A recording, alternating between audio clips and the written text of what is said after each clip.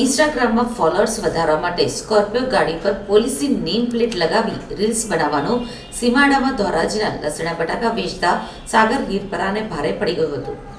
મળતી વિગતો પ્રમાણે સોશિયલ મીડિયામાં એક ઇન્સ્ટાગ્રામની રીલનો વિડીયો વાયરલ થયો હતો, જેમાં એક યુવક સ્કોર્પિયો ગાડી ઉપર પોલીસનું બોર્ડ લગાવી રૂવાબ મારતો નજરે પડ્યો હતો.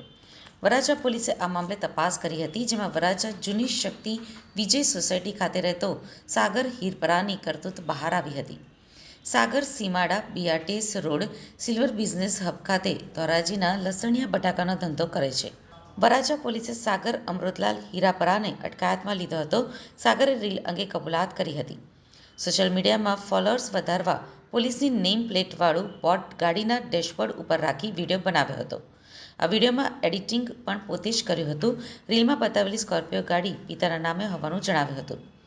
સાગરનો મોબાઈલ કબજે લેતા પોલીસની નેમપ્લેટવાળું બોર્ડ લગાવેલો વિડીયો તેમજ ફોનની ગેલેરીમાં ગન સાથે એડિટિંગ કરેલો વિડીયો મળી આવ્યો હતો અને પોલીસે 8,000નો મોબાઈલ પણ કબજે લીધો હતો.